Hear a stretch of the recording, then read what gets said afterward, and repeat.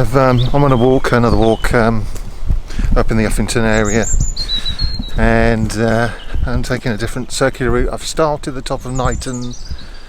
I'm on the Ridgeway now, the top of Knighton Hill. Taking a right, circular route, heading inwards along the axis of the parish.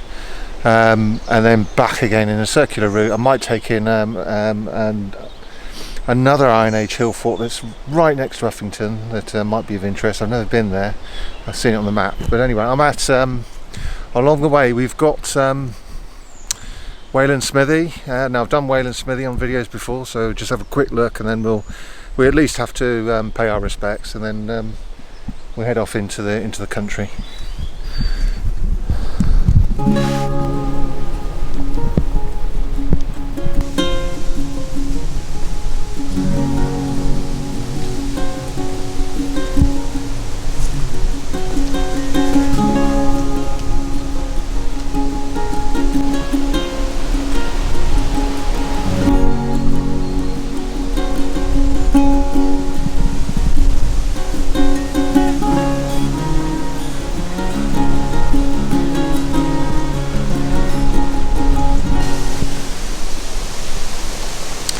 It's utterly beautiful. It's one of the nicest, most interesting neolithic sort of graves, used over a couple of hundred years. Multiple people were placed inside, and their bones mixed about. There does seem to be some sort of order to it all, but it was these people were the first agriculturists, and the grain, the excess grain they were able to grow, is what gave them the reserves to have time to spend creating things like this. And so these are definitely our forebears. Well, it's not about race or genes. They don't have. We know from some of the latest research that the people who built this disappeared. Their genes practically. It's about 10% of their genes are left in the gene pool, but something happened. We don't know if it was invasion or disease or something like that. But it's worth mentioning the Anglo-Saxon charters, the Old English charters, call this Wayland's Smithen or something like that. So we know they did call it. The earliest Germanic migrants did call this Wayland Smithy. It's not something made up by Victorian vicars.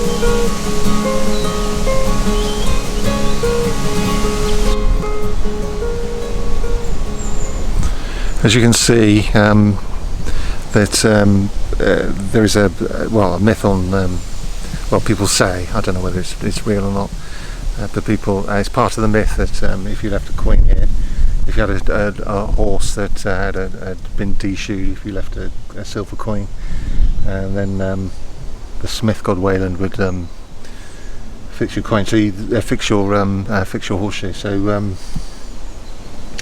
of course that's just folklore, but it's still people are still leaving coins here, and they're putting them in the holes.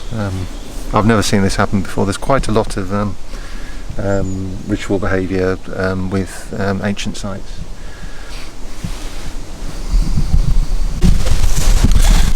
But Wayland Smithy is the biggest spectacle on this walk, but it's not. It's only one part of the landscape. The most impressive, along with the White Horse up at Uffington, which is less than a mile away. Connected, the two connected by the Ridgeway, Ridgeway on the Saxon charters. Anyway, onwards and upwards. Let's go and see what else we can find.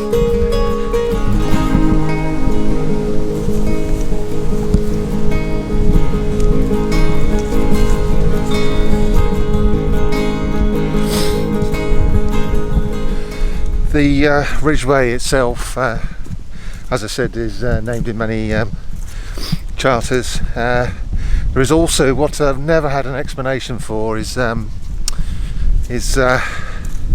also the Icknield Street, which is at the bottom of the hill. So the Ridgeway goes along the top of the hill, along the ridge, all the way around. The Icknield Street is at the bottom of the hill, going all the way around, exactly the same course, going the same place and coming from the same place. And of course, that's like making the M40 and the M4, both going to Bristol, but a couple of miles separate from each other. It doesn't make any sense to me. I would like to, surely somebody can do some research on that. But there's the suggestion is, well, a lot of people get the two things confused, Icknield Way and the Ridgeway. But what antiquarians used to say is it's called the Icknield Way is because it goes to the land of the Iceni. So those of us who get a bit misty-eyed about ancient history, might find that interesting.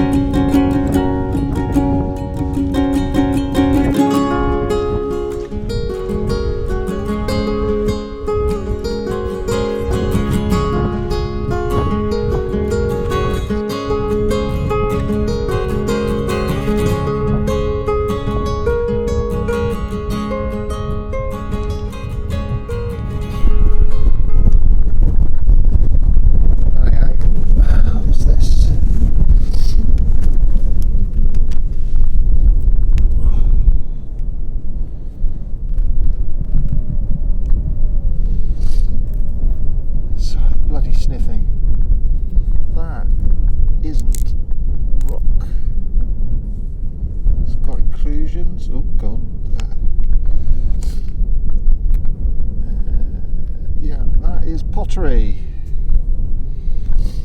That is Pottery. So I didn't expect that.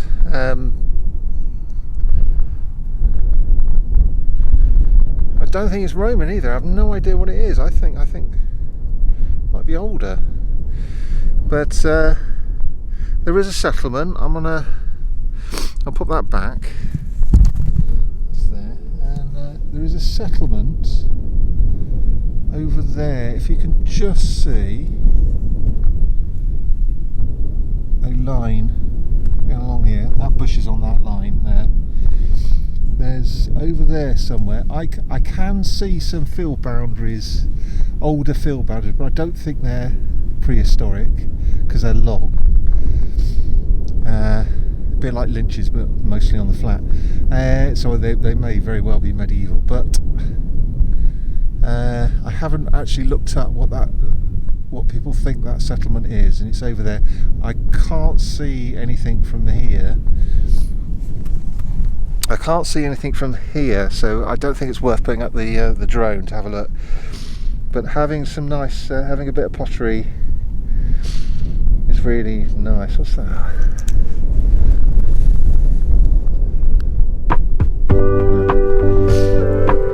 Anyway, let's carry on with the walk.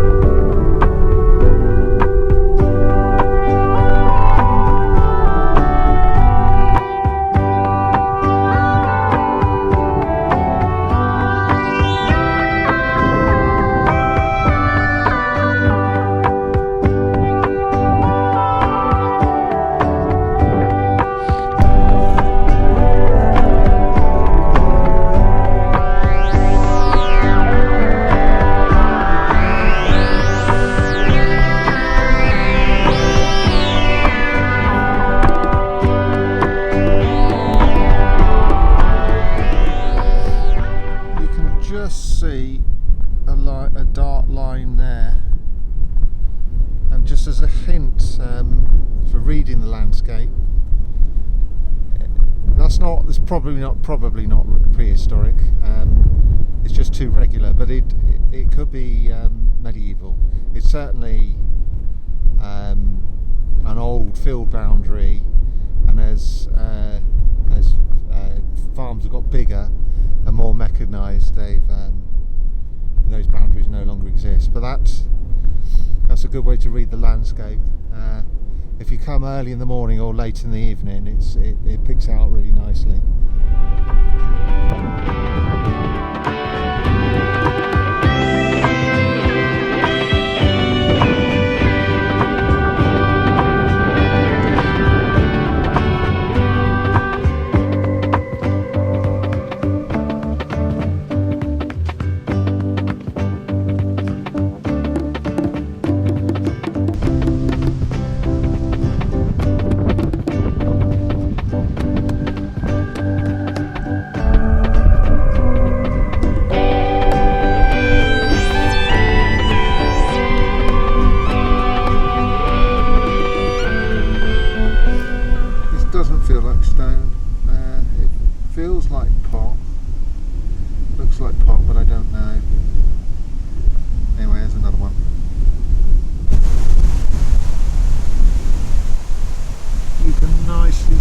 Undulations now. That's the area where that settlement I keep talking about, boring you to tears about. And those undulations are not natural, they're part of, it's probably a medieval field system, it might be. I could go up there and pace it, but it's not my land. There is a standard width for furrows, for what they call them, but you can see them nicely there. So you might ask yourself why a bother? Yeah, these little old bits of terracotta, you know, practically indistinguishable from any old rotten junk. But the point is, occasionally, I mean, I get pleasure even from those little pieces. I'm seeing something that was lost from the past, and that's not rich man's pots. Those are ordinary folks' pots. But why? Occasionally, you'll get a rim or a thumbprint or some other decoration, and that makes it. You get a chance to date it. Secondly, you really are getting an insight into the past, and you're getting a beautiful object in your hand. Those are antiquities. So occasionally, I mean, I found some nice bits of rim and Roman rim, and they are really exciting. It really makes. I mean, it's good to get a nice walk, but it's sort of value-added walking when you do a spot of amateur archaeology.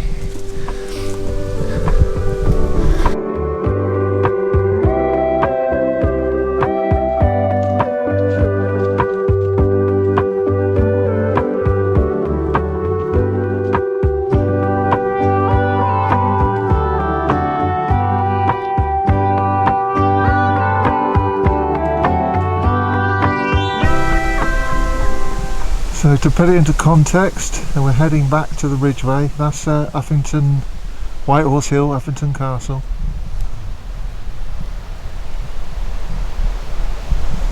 And up there, on top of there, is the Hound Barrow and the Hawk Barrow on a ridge leading south. So we are about a mile from there.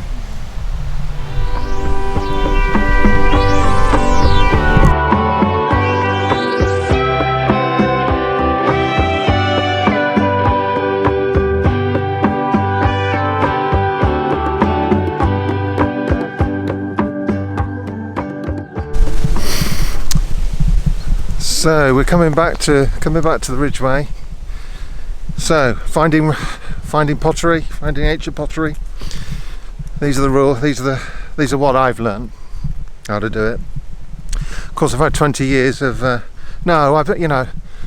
archaeology was a couple of my school teachers were archaeologists, and if you grew up where I came from, and you got an interest in this sort of thing, you would, there was plenty of people to talk to when I was a kid about archaeology and antiquities, plus 20 years of Time Team episodes, lots of book reading.